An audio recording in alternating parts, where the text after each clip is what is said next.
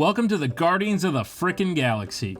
Only, without the frickin'. I think that could be pretty repulsive. A team of misfits, criminals, daughters of mad titans, and heroes, the Guardians of the Galaxy really come together to be one powerful team. Not only have they saved the universe on multiple occasions, but they usually do it to a pretty sweet soundtrack. Throughout the Guardians comic book history, they have had several members come and go as part of the official team. They range from raccoons to beings of supreme cosmic power. So, let's take a look at the strongest members of the Guardians of the Galaxy right now. You mocking me? Are you mocking me? Stop just again. He's trying to copy it. Star-Lord may not seem like the strongest member of the team, even though he is often thought of as the quintessential leader. However, there is much more to this wisecracking gunslinger than meets the eye. That is true no matter where you look. Take the MCU for example. Star-Lord came off as just this space pirate who was good with a gun, and fell into this life because he was taken as a child from planet Earth. However, in Guardians of the Galaxy Volume 2, it is revealed that Peter Quill's father was Ego the Living Planet, a tried and true Celestial in the MCU. This gave Peter access to the light, and the power to create matter at will. This allowed him to go toe-to-toe with his father and even defeat him. In the comics, his power goes so much further beyond that. After a time-traveling escapade, Peter came back as the literal Star-Lord, with the full power of the sun. He can transform himself into any weapon, automatically heal himself, and has full cosmic awareness. Not too bad for a kid from Missouri, huh? Adam Warlock is one of the most powerful beings in the cosmos, capable of wielding the Infinity Stones and defeating Thanos. And he has been a member of the Guardians of the Galaxy. It seems fitting given that his official MCU debut will be in Guardians of the Galaxy Volume 3. Adam Warlock was initially responsible for breaking up the team when he kept the Soul Stone from them, causing an argument that caused them to go the way of the Beatles. However, when the team reformed, Adam signed right up. With a total cosmic awareness, Adam Warlock brings himself as a valuable asset to the Guardians, and could likely beat just about each one of them up. Adam, you've got to fight him.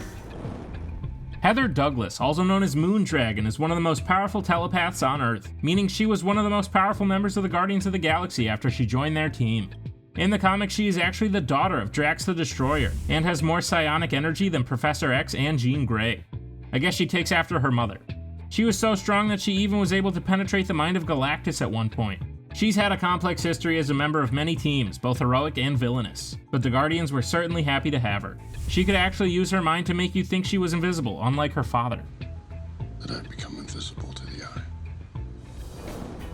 Richard Rider is better known as the hero Nova, who joined the Guardians of the Galaxy pretty early in his career. Originally, he was a fantastic warrior, but since then he has increased his power to unbelievable amounts. He now houses the full power of the Nova Force. This power used to be used for the entire police force on Xandar, the Nova Corps. So for it to be held in one person gives that person incredible strength. He has defeated villains like Thanos and Annihilus, fought the Silver Surfer, and served as a valuable general in galactic wars. Overall, he's the powerhouse that really needs to just enter the MCU already. And if it's on the Guardians, that's more than okay with me. Quasar is one of the most powerful cosmic Marvel heroes that not many people talk about. Quasar is made of pure quantum energy, and uses that to manifest their power to shift into any shape, and release energy to be used as a weapon. Their power is strong but only reaches its full potential when Quasar attains the quantum bands. Without them, however, they are still one of the most powerful beings to join the Guardians of the Galaxy, and likely give the team an extra intimidating force just to look at, if not fight against. Occasionally, Quasar needs to rest after exerting the great amount of power it takes for them to fight, but it's so worth it based on how much butt Quasar kicks. Phyla-Vell is the name of an iteration of Captain Marvel, and an artificially created offspring to the original Kree Mar-Vell. Mar-Vell became an ally to Earth, but Phyla-Vell joined up with the Guardians of the Galaxy to fight in the Annihilation War, one of the most devastating wars in the history of the cosmos. Phyla-Vell was even responsible for ending the conflict when she stole the quantum bands from Annihilus. Her power is fierce and feared by the entire Nova Corps. She is capable of absorbing energy from the fabric of reality around her. She can then redirect that energy into a weapon to destroy or a force to heal. The comics are even hinting at greater power to come for Phyla-Vell. Believe it or not, but the Guardians of the Galaxy have gone up against heroes of legend in the form of Zeus and the Greek gods. Long before these battles began, however, they even had one of these gods join their team. Hercules is a god and former Avenger who became one of the most powerful beings to join the Guardians. He has godlike strength, speed, and the whole nine. Hercules is even immortal, and can take more damage than almost any other god. If you thought Star-Lord was jealous of Thor, just wait until he gets a load of this guy. A variant of Frank Castle from another universe became one of the most powerful members of the Guardians of the Galaxy. Known as the Cosmic Rider, this Frank Castle became the Ghost Rider after striking a deal with Mephisto. Oh, that'll do just fine.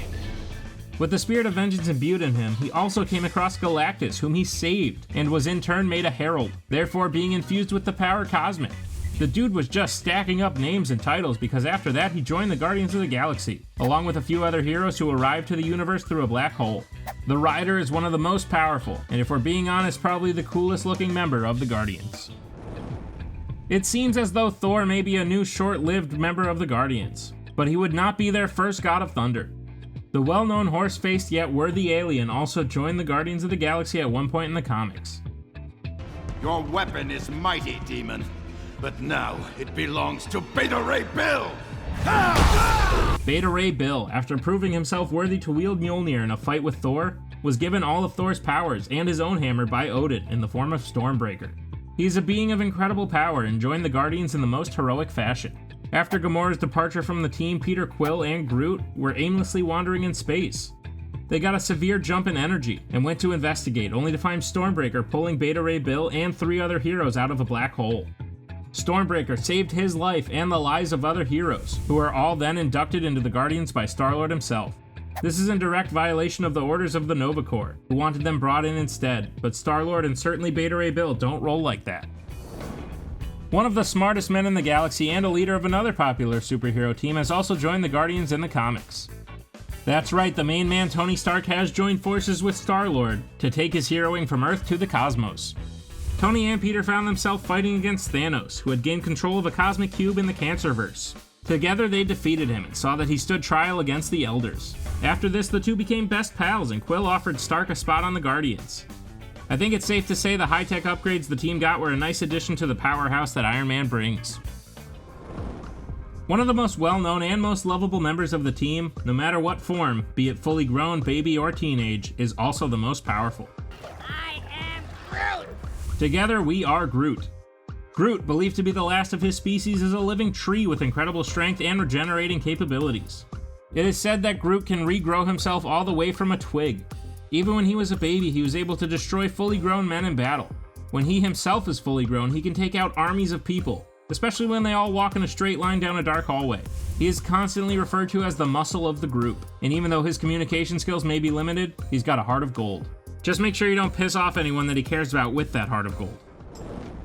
There are certain Marvel characters who just have a knack for hopping from famous team to famous team. One of them, a famous member of the Fantastic Four, once teamed up with the Guardians of the Galaxy as well.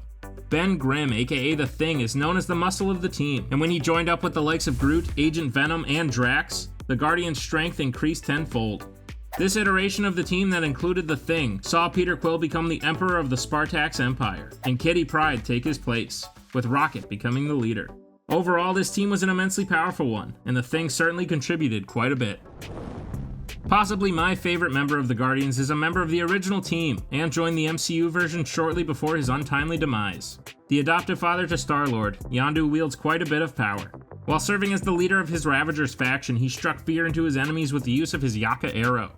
This Yaka arrow is controlled by his whistle, and guides itself at flame-inducing speeds, through whatever target Yondu wishes. He's done incredible feats with this arrow, including taking down an entire Sicarian squadron, destroying his ship full of mutineers, and even taking on Ego. Now, with his unfortunate passing, he has given the Yaka arrow to Kraglin, who hopefully with enough practice can become just as powerful a member of the Guardians of the Galaxy. Commonly referred to as the deadliest woman in the galaxy, Gamora is one of the staple members of this era of the Guardians of the Galaxy. She was one of the original founders of this iteration, and joined the team after betraying her adopted father Thanos, attempting to keep him from getting the Infinity Stones. She quickly developed a hatred but secret affection for Peter Quill, and found herself in the first family she cared to be a part of, since Thanos took her from her original one. Her strength is immense. She has even wielded a full-size spaceship cannon like it was a sidearm. She defeated Nebula in combat time and time again growing up, and even killed Thanos in an alternate reality projection. She's a weapons specialist, expert combatant, and amazingly durable. You know, just not when she falls 200 feet as part of a sacrificial ceremony to obtain the Soul Stone. Flash Thompson, Peter Parker's high school bully. Probably the last guy you would ever think would be a Guardian of the Galaxy, huh? Nope, it's 100% true that he has had the honorable title, granted with a little help from a friend. After Flash's time in the military, he came back unable to walk, until he bonded with the Venom symbiote and became Agent Venom. He became a master weapons handler and combatant, who could heal instantly thanks to the symbiote. He was also a much nicer version of the character when considering people like Eddie Brock and Matt Gargan. So nice in fact that the Guardians of the Galaxy offered him a spot on the team as the liaison to the Avengers. Agent Venom literally became the link between the greatest Earthbound heroes and the greatest galactic team. Drax the Destroyer has in many ways been turned into more of a caricature, who does a lot more unintentional quipping than actual destroying. You! Man who was slain with the last Barbarian. Drax is at heart a loving father and husband, who lost the people he cares about most. He is willing to take on entire armies and mad titans at full force, in the name of seeking vengeance for the death of his wife and daughter. He also happens to look incredibly foolish each time he does this. However, all that hilarious social unawareness hides some impressive power. Especially in the comics, Drax is destined to destroy Thanos, meaning he can match him in a physical fight. The MCU is a little different, where Drax struggles to hold down Thanos' right leg. Drax is, however, an original member of the new era of the team, joining them in their prison escape from the Kiln after losing his wife and daughter to Ronin's men. Drax's most impressive power is his durability, as he was able to take being hit by a ship and literally crash landing in another ship while hanging out the back. At the end of the day, he's a great wrecking ball for the team, and the weird uncle that everyone stares at, but at the end of the day, even after all his invisibility antics, the family loves their weird uncle. The forgotten adopted daughter of Thanos, Nebula, started as an enemy of the Guardians of the Galaxy. However, after an insane amount of character growth, rebellious behavior, and sisterly bonding, she became a member herself. As she grew up, her adopted father would replace her body parts with machines in an attempt to perfect her. Her brain, limbs, and eyes are all made of cybernetic upgrades. She's a tactical fighting machine, even though she rarely outmatches other members of the Guardians. She can spar with the likes of Thanos but would never defeat him. Her upgrades give her an incredible manipulation over technology, and she can hack her way past your average security system. Overall, Nebula is the MCU's greatest comeback story, and it's not even done yet. She's used to playing second fiddle to her sister Gamora, but now just may be her time to shine. Mantis at first glance may not seem like much, especially with her awkward disposition and lack of social awareness, but she's got more than a few tricks up her sleeve. Mantis is an empath, meaning through physical touch she can feel what others are feeling. She knows when someone is happy, sad, angry, or confused. Now, at first glance, this might seem like a useless power. However, Mantis has practiced her power so much so that she can even influence the feelings of others. She has transformed this ability into making herself a very valuable member of the team. With this, she can ease even the most powerful beings into a sleep-like state. Sleep. This occurred during the fight with Ego, as she was able to put him under until she was taken out. Then in the battle on Titan, she was able to put the Mad Titan himself under. She was instrumental to the plan, and had Star-Lord not gotten angry and knocked her off, she may have been the reason that Thanos was stopped. Bug is an alien from the Microverse who looks like an insect. Go figure. He was recruited to the Guardians of the Galaxy by Rocket Raccoon, and accepted, but not without a slight sarcasm and annoyance, that he was not originally thought of for the first roster of the team. I mean, makes sense, how do you not initially think of a guy named Bug when building your super team? With that being said, Bug's insectivoid physiology gives him heightened superhuman abilities and a near sixth sense thanks to his antennae. Overall, Bug is a wisecracker who fits right in with the Guardians, but usually gets himself and the team in a lot of trouble. One of the most lovable members of the team, just don't try to pet him, is Rocket Raccoon. A master weapons specialist and thought of by some, mainly himself, as the leader of the team, Rocket Raccoon is one of the original members of this iteration of the team, and is way more than just a mascot. He's a brilliant strategist and flyer, and actually packs a punch when he needs to. He also has a genius-level intelligence, and helps Tony build his giant time travel machine. He takes down all of the Ravagers with the brilliant traps he laid, and even physically knocked a few out. I mean, makes sense. You ever been attacked by a raccoon? Those things don't fight fair. Every great team needs a superhero canine. For the Guardians of the Galaxy, that came in the form of Cosmo.